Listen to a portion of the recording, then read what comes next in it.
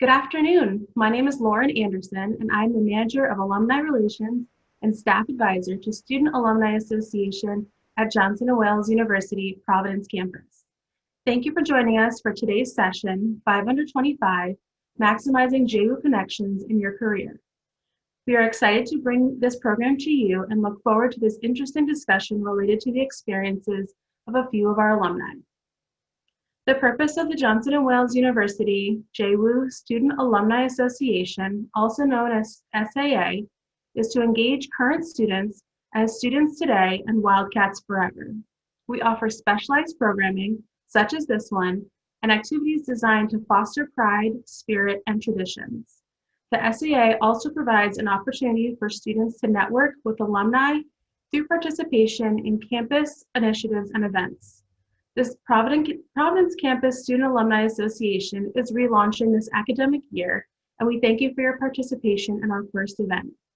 For more information on Student Alumni Association, please visit the Student Involvement Network Alumni Relations page on JWU link. Before we get started, I'd like to review a few housekeeping items. If you have a question for the panelists, please add it to the Q&A section. These questions will be asked of the panel at the end of the program. We will get to as many as time allows. The chat feature can be used to message other attendees publicly or privately. This section is located at the bottom of your screen. I'd like to introduce today's moderator, Marquis Cooper, proud JWU alum from the class of 2014. He graduated with a bachelor's in accounting and is currently pursuing his master's in finance at Bentley University. A New Jersey native, he now lives in Massachusetts and works in internal audit for Chase Corporation, based in Westwood, Massachusetts.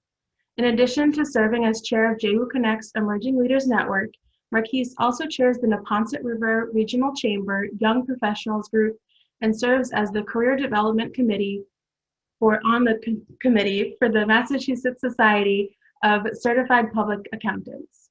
We are grateful to Marquis for his work in the Emerging Leaders Network and his moderation of today's panel. Welcome, Marquis. Thanks, Lauren, and welcome to everybody. Thank you guys for joining us. So at this point, I'll ask that our panelists open up their cameras and let us see their faces as well. And we'll get started right with introductions. And what I'll do is introduce each of the panelists just in general, and then I'll give them a chance to give their own kind of personal introductions and talk a little bit more about their careers and their industries. So first we have Ashten Garrett of the North Miami campus, graduated with a bachelor's in culinary arts and food service management from our School of Hospitality Management. Next is Bailie McEntire from Charlotte, graduated with a bachelor's in sports entertainment and event management also from our School of Hospitality Management. Next, we have Wendy Menchu-Lopez, who is a College of Business grad from Providence in Business Administration, class of 2018. Next is Kevin Murray, who is a also a Providence grad, bachelor's in Culinary Nutrition, and class of 2016 from our Culinary Arts Food Innovation and Technology College. And finally, we have Cheyenne Shipe, who is from our Providence campus as well, School of Health and Wellness, Bachelor's in Health Science. So welcome to everyone again. Thank you all for joining us. And like we mentioned before, we want to give each of you a chance to give your own kind of introduction, talk a little bit about yourself, your career, and your industry. So Ashten, we'll start with you. Hello, everyone. Thank you, Marquis and Johnson & Wales for this tremendous experience. As Marquis mentioned, my name is Ashten Garrett. I graduated from Johnson & Wales in North Miami University with an associate's in culinary arts and a bachelor's in hospitality and food service management. Prior to that, the reason actually I attended Johnson & Wales North Miami campus was for the cruise ship industry. That was kind of my poignant point to go down, and I kind of had a difference of heart due to the instructors and leaders down there that pointed me in a different direction. I ended up doing a study abroad in France and Italy, where I immersed myself in the culture and the cuisine, and then I did a program at the James Beard House and ultimately, eventually, God willing, was able to be on Food Network on Guys Grocery Games and won just this previous spring. So I've kind of had a well-rounded early on career within culinary arts, and it's just a blessing to be here. So very, very thankful to be on this panel, and I look forward to answering any questions. Thanks, Ashton. Next, we'll go to Cheyenne. Awesome. Thanks, Marquis. I'm also excited to be here. We have a lot of great panelists on, so it's great to be in great company. You know, I graduated relatively recently. I'm only 22. I graduated with a bachelor's in health science and actually specialized in health promotion, which is now its own major called public health within our College of Health and Wellness. I actually had the privilege of being one of the first students to take our health science major. And so, you know, I was learning as my professors were learning, and it just made for a really, you know, a really collaborative and tight-knit cohort. So I was very thankful.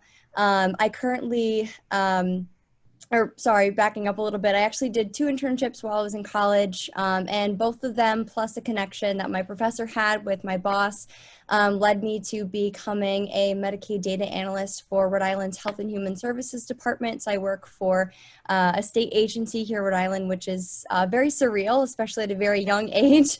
And, you know, because I am very much in love with public health and policy, it's actually helped me land a director's position at a political action committee called Brand New Congress. So I get to work with some of the greats in their campaigns and helping, you know, put forward some great work so we can get great people elected into office. And it all started with Johnson & Wales. So it's exciting to be here and happy to answer any questions. Awesome. Thank you, Cheyenne. Next, we'll go to Kevin. Hello, everyone. Again, just like everybody else, I'm humbled to be here. It was awesome to be considered as one of these people who would get to talk to current students about how we all got here at such a young age.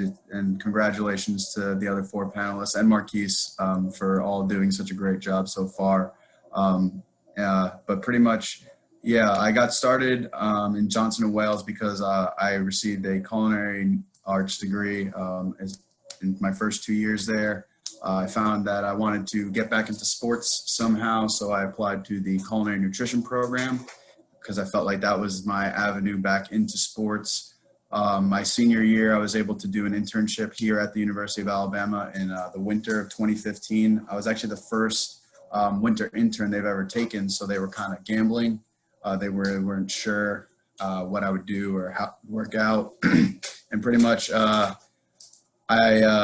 got lucky and I worked my ass off as well, and they wanted to bring me back. So I got hired after I graduated, and so yeah, I'm happy to be here. I've been here since, I guess, I graduated 2016. I look forward to talking to you guys more. Thank you. Thank you, Kevin. We'll do Bailie next. Thanks, Marquis. Definitely very excited to be a part of this panel today and very humbled to be a part of it. So I am a fairly recent grad. I graduated in March of 2018, as Marquis said, with my degree in sports entertainment and event management. I got my start at Johnson & Wales. I actually thought I wanted to be a doctor, and I moved down to Florida and got into a culinary class, and a Johnson & Wales rep got into my class, and I was really excited about it and excited about the opportunity to also get a business degree. So I actually changed my degree 3 different times. I started out as a culinary arts major, did that for 2 weeks, switched to baking and pastry, and did that for about a year, and then decided I wanted to be more front of house. So I went to a sports entertainment and event management degree. I had a huge, SAA played a huge role in my Johnson & Wales experience. I joined as a freshman and was the president for 3 years while on campus. And that kind of played into my current role. I got a job while I was still at Johnson & Wales at Compass Group at one of their locations. And so I ended up doing my internship with them as well. I landed a job with them as a catering director at their corporate office in Charlotte. And that led to my current role, which I'm a project specialist, so essentially a junior project manager. So doesn't have a lot to do with sports entertainment and event management, but I definitely really enjoy it. And I'm very thankful for my Johnson Wales experience because I don't think I'd be here without it. Glad to have you. Thank you, Bailie. And we'll do Wendy. Hi, Marquis. Thank you, as well as everyone else is saying, thank you for the invitation to be on this panel today. I'm Wendy Menchu-Lopez. I am a 2018 graduate from the Providence campus. Really, my journey with Johnson Wales started with I was involved in DECA, and that's how I heard about Johnson Wales. It's a high school marketing organization, and I really liked the thought of getting a degree that allowed me to explore different various fields, as I wasn't fully sure what aspects of business I wanted to go into, but I knew it was definitely the route I wanted to follow. I've always been passionate about community work and nonprofits as well, so it's kind of the direction I've taken. While my time at Johnson Wales, I think one of the biggest takeaways was just really taking part of the organizations and activities that Johnson & Wales provided. With that, at JWU, I was involved with NSO. I was the community representative for the organization. So this allowed me to go to a conference in St. Louis my sophomore year, and I was able to learn from other college students around the nation. I also participated with the women's soccer team at Johnson & Wales, played all 4 years. So it just really allowed me to just explore my time management and being able to participate in sports and still getting a good education. And through Johnson Wales, one of the programs I really enjoyed was just the ability to be able to seek internships and use those as class credits, which I believe is a really valuable experience, just for actually being on the field and learning more about yourself and your career. I interned at City Hall Providence with the Director of Drug Prevention. So we did a lot of community outreach work around the lower income Providence communities. One of the main campaigns I worked on was the Drop It Lock It campaign. So if you walk around the city, you'll see Providence, you'll see some billboards, and we worked on those billboards. So we held prescription drives at Walgreens, at the police department. And so that from there, I really just gained more confidence in myself, and I learned that was definitely the route I wanted to go. Today, I work for Washington DECA back in my home state. I am the development coordinator, and so I work with philanthropy and just really volunteers and just learning more about the nonprofit world, which is definitely very exciting. And I would say JWU was definitely the perfect fit for me. Right, thank you all. And want to really highlight again the fact that the point of today's panel is really to reinforce a couple of things, right? Because of the current climate in the world, because of the pandemic, and because of everything else going on, students and younger alum entering the job market probably are a little bit on edge or a little antsy. And what we wanted to reinforce with you all is that there are Johnson & Wales alumni in every corner of the country, in the world, and in every industry, which I think is really represented by each of you here today. And doing different things in different industries. And several of the ones that were mentioned here are ones that may have been hit hard because of the pandemic. So today is kind of a way to ease some nerves of folks entering the job market and giving them some friendly faces to be on the lookout for as they start. So we'll get into the panel discussion. I know that moderators have gotten a bit of a bad rap because of the last couple of electoral debates going on. So I'm going to try and make moderating great again today and do my best. So we'll start with our first question with Ashten. So Ashten, you mentioned that you had a couple of twists and turns in your career. You wanted to live a life on a cruise ship, and you ended up taking a different turn. Can you tell us a little more just about your career progression and your journey so far, how you got from wanting to be on a cruise line to where you are today, and what the job was like? Sure. Exactly what Marquis said. The path to success or anything that you're putting your mind towards is never going to be a straight line.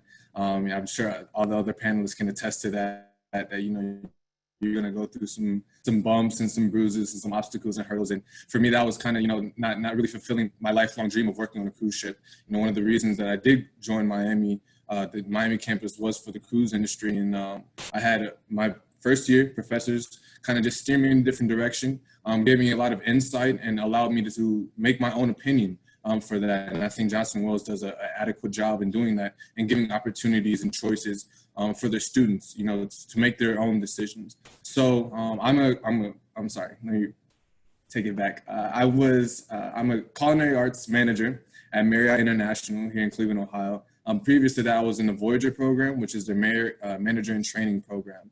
And I straight out of college, I joined the Voyager program, and a few other colleagues of mine joined the Voyager program.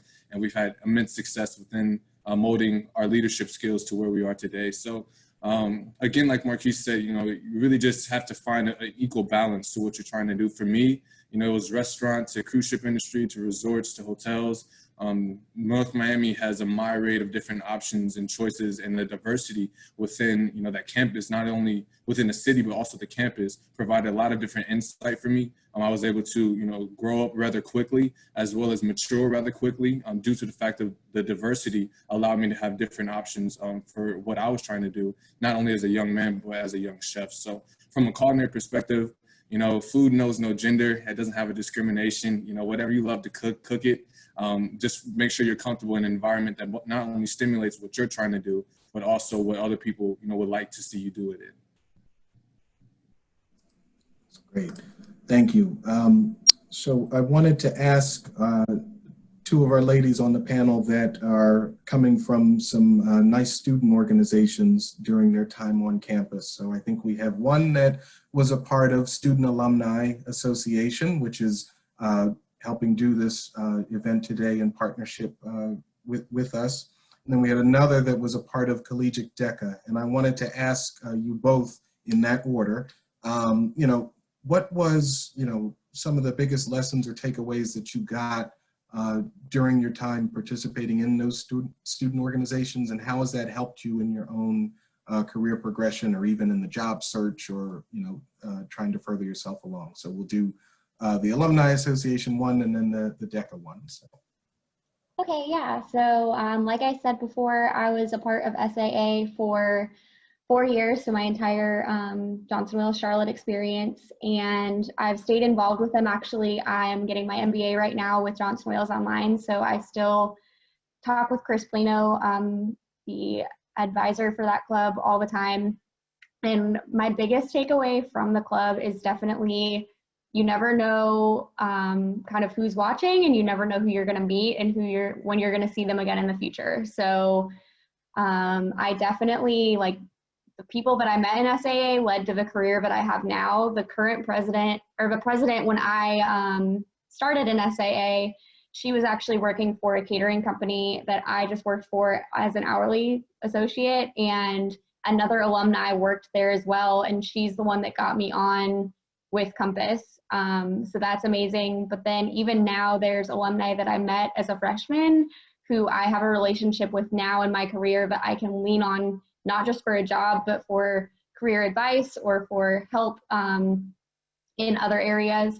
So that's awesome. So I was told that a multitude of times by professors and other alumni that you just need to be aware of, you know, making connections. And I don't think I knew how important that was until I got out in the industry. Thank you. How about you, Wendy? Yeah, I was involved with Collegiate DECA, mainly my sophomore and junior years. And my sophomore year, I think, was the year that I was mainly involved. And it was definitely, I really enjoyed the club. Part of the reasons why is just we all know how the college life can be, and it was a nice balance of being able to surround myself in an environment of students and leaders who have those same goals and determination to succeed in career paths. And so it was definitely a really nice environment for me to be involved in. I was able to connect with a lot of people, and I'll have to reiterate what Bailie said. Networking, I think, is one of the biggest advices that I give anybody today and day. You never know who you meet, and you never know when you need those connections later on.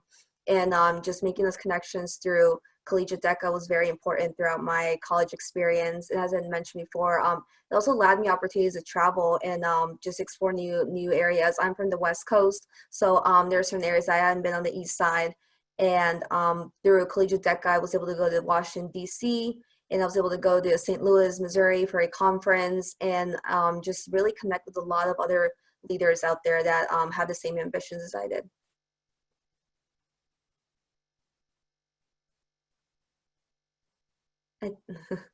So you both hit on two important issues, and one main theme, I think, is just this idea of being able to make connections and sustain connections, and how important making those connections and networking can be in your professional life. And so on the subject of connections, Cheyenne, I think you mentioned that where you are today was all because of a professor that had a connection. Yeah, it's a pretty interesting story. I call it my stroke of luck. So I was going into my senior trimester at Johnson & Wales. So I had, 3 more months to go, full-time student. I was working 2 jobs. And one of those jobs was an analytic intern at Neighborhood Health Plan of Rhode Island. So working in the insurance realm. Just to get my feet a little bit wet. And then I was actually being scouted by a couple of recruiters who were working on getting individuals invested into the ecosystem, which is a database ran by Rhode Island's Health and Human Services Department. I won't bore you with details, but it's very cool in the scheme of public health and data. And I was super honored to at least, have been noticed by recruiters through my LinkedIn profile, which I had been bulking up thanks to Johnson & Wales and a couple of the classes that they have us take to do so. And, after talking to the recruiter, he let me know who my potential boss might be, and that he would try and set up a meeting with her and I. And I went in and had told my advisor, Cara San Martino, who's also the chair of health science. And she was like, wait, oh my gosh, Kim Paul, that's one of my closest friends. And turns out Cara had actually worked in the same position that I am working in for a few years at the state as well. So she actually sent an email to Kim. She was like, hey, Cheyenne's name is going to come across your desk. It'd be great if you, gave her a shot. So Kim and I went out for coffee, and I'm still there. It's been almost 2 years. So I've been very, very blessed. But yeah, it was all because my professor was best friends and worked there with Kim. Awesome. So Kevin, let's talk quickly about the nature of longevity. And what I wanted to reinforce to everybody watching is, again, you're all younger alumni, but you're all also in some very, high-level roles with your different employers and in your different industries that, you were able to kind of be on the fast track to. But Kevin, you've been in your role for 4 years now. So can you talk a little bit about, obviously talk a little bit about how your internship led to where you are now, but also talk about the idea of longevity, and talk a little bit about what is it about your employer, since this is a job search panel, right? What is it about your employer that's made you want to stay for 4 years? Well, really the funny part is, just like I feel like with everybody else, a little bit of luck was involved for sure. I came down as an intern in 2015, and then, like I said before, I just worked my tail off, and they liked me, and I vibed well with the people that were here at the time. And the following year, we had decided, the university and the athletic department decided that they were going to build a brand new dining facility specifically just for the athletes. And at the time, I was working over at the athletic dining facility for on campus, but regular students could come in there and whatnot. So the athletic department wanted to hire their own chef on staff. So the person who was ahead of me at the time actually had left. So they interviewed me and they hired me. So through my connections from the internship, I kind of had a fast track to getting this executive chef position at 22 years old, right out of college. So then as far as that goes, I think the big thing is just, I don't know who all is watching this from the culinary side or any side really, but Johnson & Wales always preached, good work ethic and then just always pushing the envelope and being innovative and staying within the industry. Like, you know, you want to, whether it's in the culinary nutrition end or just the culinary end, or I'm sure it's the same with all the other panelists here today, you know, you want to keep up with trends and listen to your customers. And it's really, it's all about personnel, knowing your personnel, right? That's a big thing that we say here. So like our customers here are the student athletes, right? And even though they're 17 to 22 years old and they're from all over the world, you know, making sure that they're happy, and then also keeping the people who I work for happy, like the dietitians and the coaches, because we have very specific goals that need to be met nutritionally here. So providing options for 587 different athletes that we have across 15 different teams is very important. So just having those core values that JWU provided me, like keeping up with trends, and then just also the attention to detail that chefs have. I'm sure Ashten knows exactly what I'm talking about. Just, you know, making sure that, you know, everybody's taken care of, and then also just providing a hospitable experience, which again, I owe to JWU teaching me all that as well. So the longevity piece is really just, you know, making sure that you come to work every day to do your job, and make sure that you're constantly innovating and providing a great experience for the people who you work for and the people who pay you and hire you. So I really work for two people. I work for the students by providing them a great experience, and then I work for my bosses, essentially. And you bring up this good piece about, you know, how the university really kind of gave us all those standard values, right, of work ethic and drive and all that. And I want to stay with you, Kevin, and ask, so, and then open this up to the rest of the panel. Again, I just want to keep reinforcing the fact that you're all young, but you're all also in these really, you know, high up positions, which means that you're all going to be in a position to hire others, you know, at any given time. And so, Kevin, on that note, you have the values that the university instilled in you. What are you looking for, you know, on the other side of the table when you go to recruit or to hire someone? Well, so just to kind of touch on that, when I was an intern, so I kind of know what it takes to be successful here. That is kind of one of the benefits of having only had worked here so far since I graduated college. Every year I go back to Johnson & Wales. We only hire Johnson & Wales people. We only take Johnson & Wales interns because it's such a niche program in the culinary nutrition industry. We were the first university to ever even have an executive performance chef.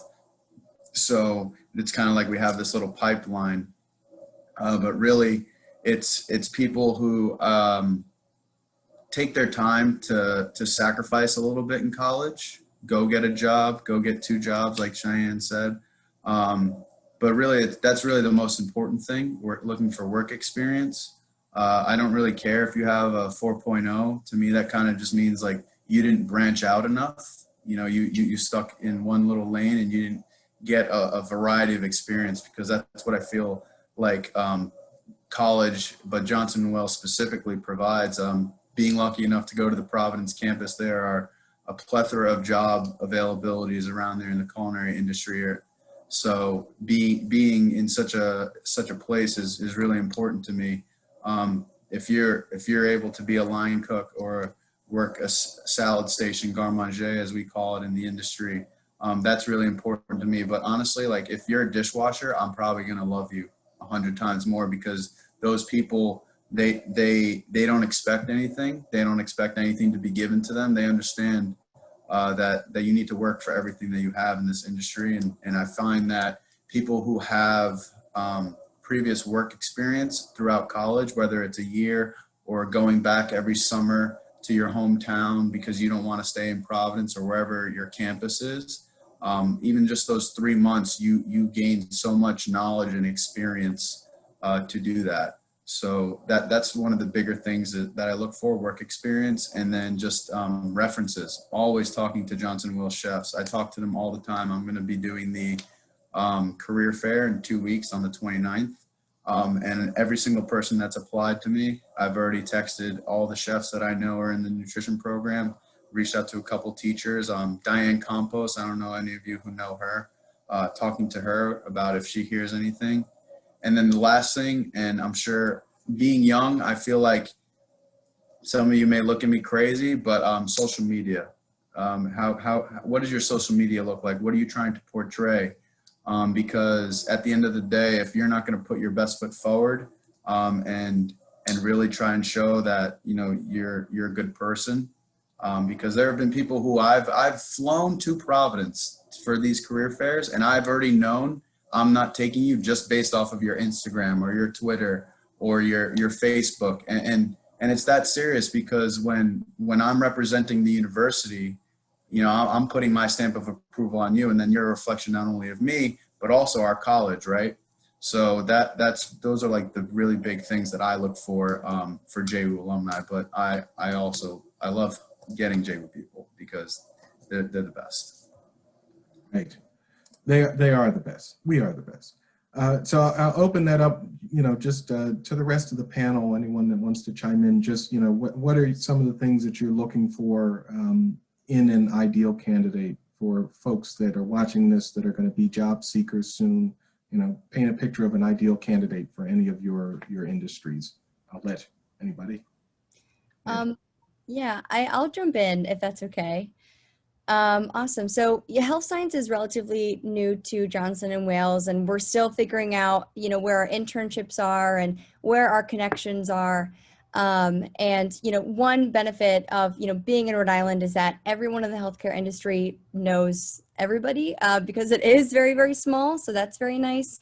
But I will say that one of the things that happen a lot of the times in a public health setting, and this is very true for me when I got my job, was I had a very minimal experience in data. I had literally just taught myself a couple of weeks prior to the interview how to code. So I was by no means an expert, had no experience. But the one thing that I was willing to do was learn. I told my boss that I'd be willing to, take extra classes, do workbooks. And they even said that, like, during the hours that I worked, I could spend my time, if I wasn't working on a work-related project, watching tutorials and doing practice things and stuff like that. So as long as you're able to go up to your employer and say, I'm willing to try very hard, and I'm willing to, work at the basics and make sure that those are pristine, so that way all the hard stuff comes easy, then I think that at least in like a public health setting, does very well, because public health changes a lot. And so as long as you're you're reading through journals and you're paying attention to what's happening sometimes politically and with budgets and things like that, as long as you're willing to retain that information and learn, I think that you have a pretty good chance at impressing folks. And I definitely will agree with a lot that Kevin said. If you do show that you're multifaceted, it's a little bit better because they see that you can take on a lot of different roles. They know, that you have a really strong work ethic. So I think that those are really two key pieces that I would say that I would look for as an employer. I would also want to work with someone who is extremely upbeat and friendly, especially with public health. As I'm sure a lot of you know, like, it can get very dark very quickly and very morbid, and you talk about a lot of really uncomfortable things, but as long as you can have like that really great relationship with your peers and you can show that you bring like this very warm, welcoming presence to the team, I think you're going to go a lot farther than you think. So definitely, being more personable and engaging is really helpful. Awesome. I wanted to now ask, and I'll put this to Bailie first. Switching gears a little bit to back when everybody kind of first started out in their industries or in their fields. Bailie, can you walk us through how you prepared for your first interview? Yeah, of course. So my interview with Compass was a little bit weird, at least getting into the company, just because I was interviewing as an hourly staff and they were kind of in need of special event staff. So it was pretty informal, but my first interview for my my catering director job, I actually had a role in the Voyager program, and I wasn't entirely sure if I wanted to go do it or not. And so Compass offered me a job opportunity. I had to interview, but it was, for me, a better fit at the time, and I am glad that I took it. But preparing for that interview, I just made sure that I was well-versed in the company, that I knew I'd been working with the company for 2 years already, so I wanted to at least show that I had some knowledge and background of what the company was. I would do that even if I had not been working for the company. And I also, to Cheyenne's point, just showed them that I wanted to learn. My current boss in my role now has told me that the reason I got onto his team is because of my customer service skills. I was doing his catering work, and my role had nothing to do with being a project manager, but he told me soft skills are everything, and he could teach me what he needed me to know. So I think just going into the interview and being honest and upfront. And one thing that I told Lauren when I had my initial call with her was that, practice interviewing, whether it be with a friend or a professor or just going to job interviews, even if you don't know that you want the job. I interviewed throughout college for a plethora of different jobs. I got, I don't even know, maybe half of them, but I always asked for feedback. Even if I did get the role, I've asked now from my employers and bosses since graduating what it was that set me apart from other candidates for the role, just so I know moving forward. So I would say just be prepared and make yourself, make it known that you're willing to learn and work hard, and be prepared for the interview, and you'll go far. Thank you. How about you, Ashton? How'd you prep for your first interview? So a lot like to Bailey's point, it was just a lot of research, just researching the company, their brand, their brand standards, their vision goals, everything like that, and understanding, is this a perfect fit for me? And I think a lot of times as college students, when we're on the precipice of graduating, we're kind of just hungry for that, whatever that job opportunity is, even if it isn't, the perfect mold for us. But really, my best advice is to you to really just take your time, slow down. Find a company or corporation, or even if you're doing an entrepreneurial route, just make sure it's the right fit for you.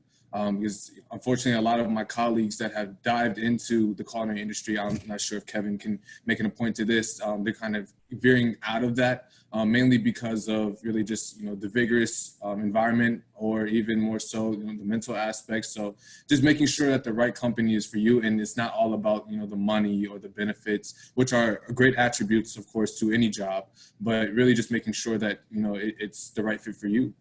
So really, when I joined Marriott, it was making sure that I understood their brand standard, their values, and it aligned with me. Also, attitude was a huge thing for me going into any interview.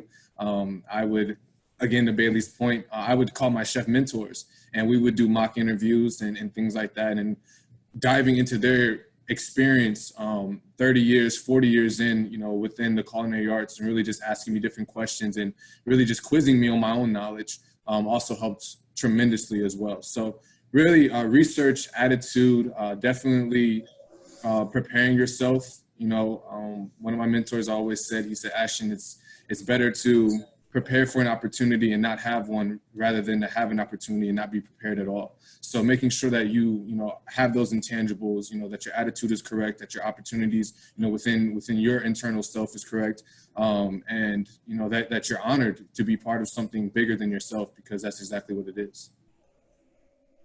Awesome. Wendy, did you happen to do any mock interviews with Collegiate DECA?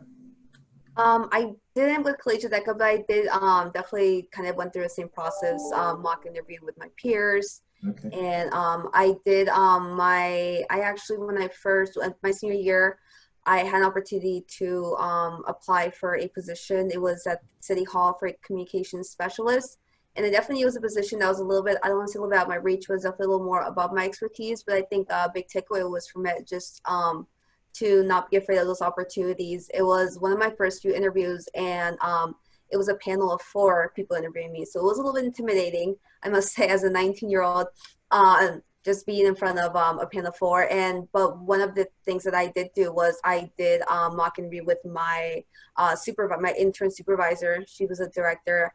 at City Hall, and she really took the time to just sit down with me and went through like basic questions that would be asked, and just having my general answers prepared was definitely a very key component of the interview. So I would definitely just say, you know, it might sound silly, but just look up, you know, the basic questions of interviewing and go read through them, be familiar with them, and just kind of be familiar with what you want, what key points you want to hit on. And also one thing I did was just almost memorize my resume, just kind of memorize the key points I want to hit, I want to emphasize, and connecting it with the job description. So there's, for instance, where I work as a nonprofit, I run a lot of our donor databases. And so if I were to seek for a database job analyst, I always ensure to just hit those key points of I work with these specific softwares, and just kind of make myself more marketable. Awesome. Mm-hmm. This whole idea of making sure to do mock interviews and that type of preparation, we want to reinforce using resources on campus, especially for students that are watching this, the Career Services Office. And I think you guys actually do have a career fair coming up soon. So I know the Career Services will be offering some mock interviews. And one of the other pieces of advice that was given to me was doing informational interviews too. With people that work in your industry or that are in a position that you're looking for, and what better you know, resource to have than alumni that are in that industry. So you can start obviously with these 5 and branch out. So, all right, so we've had our interview and hopefully it went well. Cheyenne, can you help us craft the perfect follow-up or thank you message to the interviewer?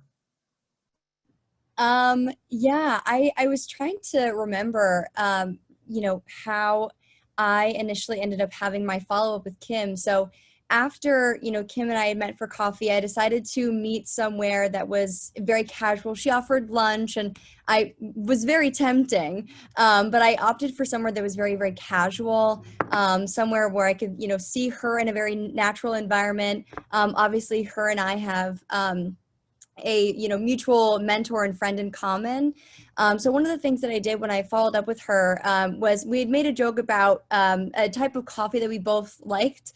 And, you know, so I actually started by, you know, bringing up our sort of like inside joke, and then I mentioned how it was really great to, you know, meet someone that my advisor knew, because my advisor had talked so highly about her. And I'm trying to think of what else I might have said to her. And I think that one of the things you could do is say that say that you've learned a lot in the interview with them. Say, oh, this is great. She mentioned a couple articles that I should read up on to familiarize myself with the ecosystem and the work that they were doing. So I actually read a couple of those articles and pulled out a couple of key things that I thought were very interesting. So if they do offer you any advice or anything like that, or you have some inside jokes, I think it's a good idea to sort of lighten the mood a little bit, show them that you can be a great coworker and a great colleague. To them, it's a very like a mutual connection. But yeah, that's sort of what I did and sort of what I would recommend for folks. Anybody else have some nice after interview tips to share? Yes. Use the correct pronouns in your after interview email or text, however you know this person, however you got their contact information. And I'm sure every person on this panel could also attest to this. Spell all the names that you use correctly. I'm sure Cheyenne, people have missed an E or an N. Ashton's has gotten messed up. Wendy, Bailie, everybody. Marquis, everybody.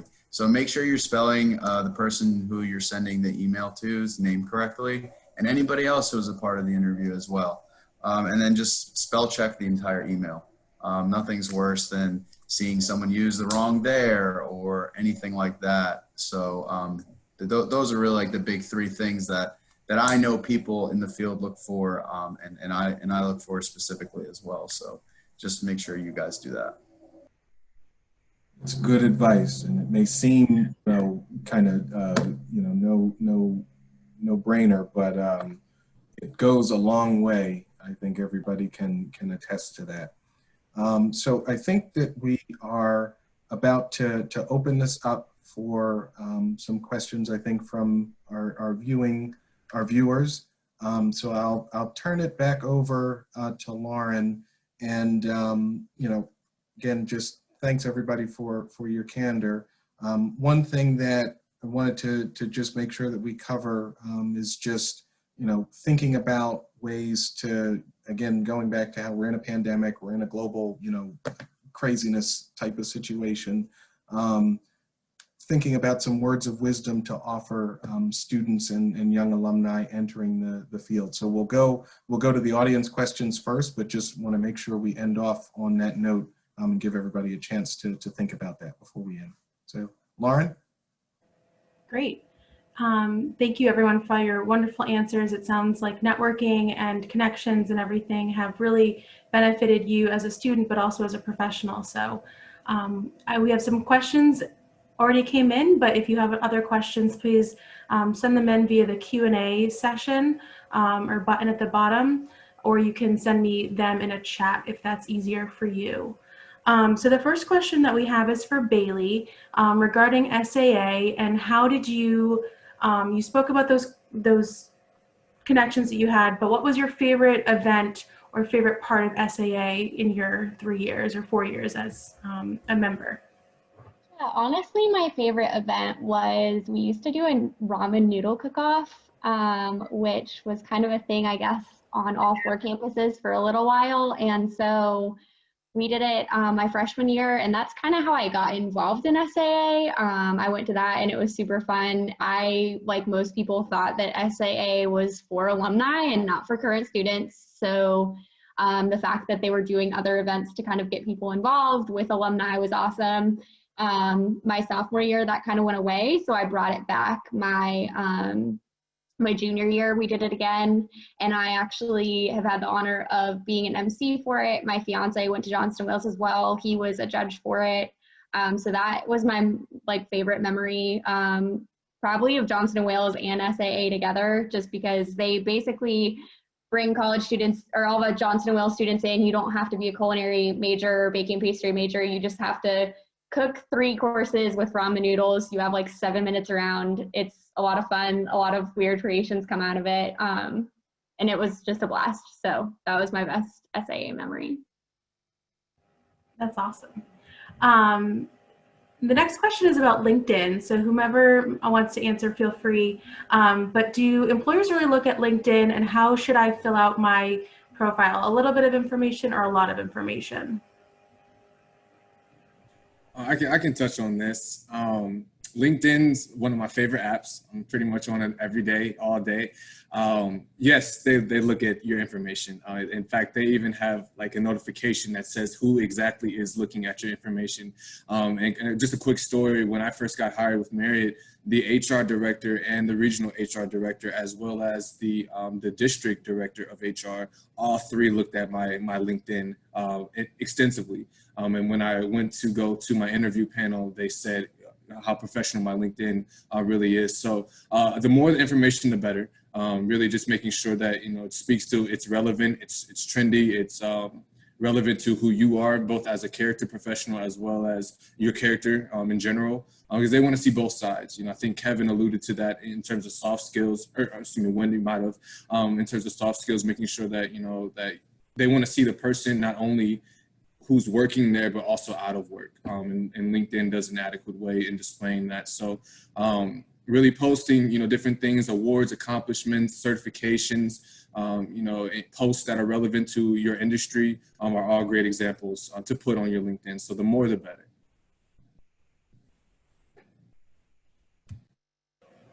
Great, thank you. I agree. LinkedIn is a wonderful professional accolades, classes you've taken, certifications in and outside of the classroom.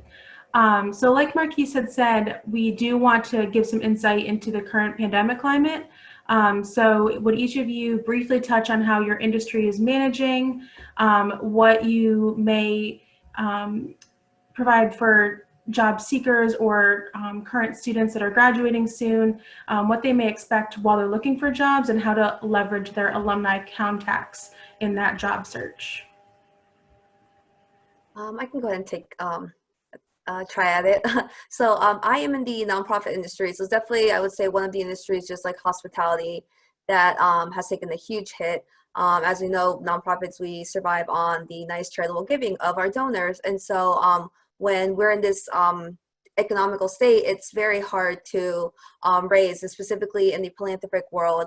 I actually just recently, especially with everything going virtual, we had to switch all of our fundraisers virtually and try and give that experience virtually, which is not exactly the same. And so one thing I would just in my organization, we were a small team of 8. We actually cut down to half, and it just kind of states a little bit of and I was able to maintain that half. One of the reasons why I was able to stay is because my greater knowledge of the organization.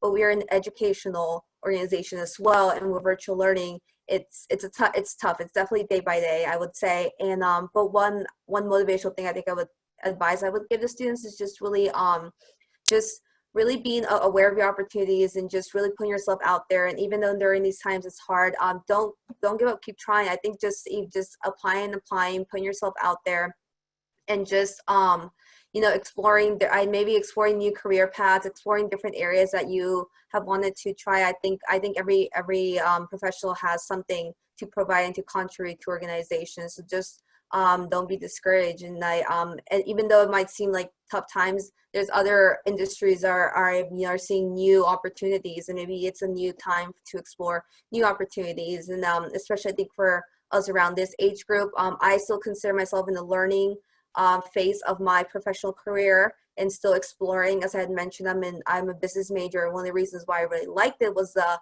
ability to just have a variety of opportunities, which is sometimes a little bit overwhelming when I have a lot of interest and just trying to stick to one specific idea. So I think just really being open-minded about different opportunities that you can find yourself in.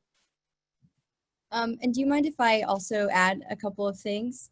Okay, so we are in the midst of a public health pandemic, right? And being in the realm of public health can be extremely daunting and scary. We are one of the hardest hit in terms of like urgency and need for volunteers and need for, just pure bodies to help with anything and everything. So one thing that I could recommend is, even if it's volunteering, for a hotline, like a COVID hotline, making sure that people are connected to resources, making sure that underserved communities have food, water, Wi-Fi, really putting yourself out there in a way that, is a little bit non-traditional, working with mutual aid organizations who are doing a lot of great work in lieu of funding from federal agencies. That's going to be really impactful and something that I think a lot of employers, especially in the realm of health, are going to be looking at. If they saw that you were stepping up in the middle of a pandemic, then I'm sure that you'll be able to step up anytime else, right? And so if you are in the realm of health and you're a little bit nervous, I would definitely say that there's nothing to worry about. There's a lot of great protocols in place, and we're just desperately in need of a bunch of people and a bunch of hands. So definitely get in and do the hard work, and it'll definitely pay off in the end for sure. I can add on to that a little bit since I'm not in the healthcare industry, and even though I'm a project manager, the company I work for, Compass Group, is a food service company. It's the biggest food service company in the world, so I'm sure Kevin and Ashton have faced this as well in restaurants. And working with a school, Compass cut 25% of their labor this year. And I was fortunate enough to keep my job. And at one point, I didn't think I was going to, because I kind of sold myself short because I am young. There were individuals on my team who had been with Compass for 20 years that they lost their jobs and got furloughed and laid off ultimately, and I didn't. And obviously, there's like a little bit of guilt that lays with that. That they worked really hard and had a career with a company their whole entire lives. But I think obviously we've said the whole point of the panel is, we are young and we are successful and have roles that we're, doing a really good job at.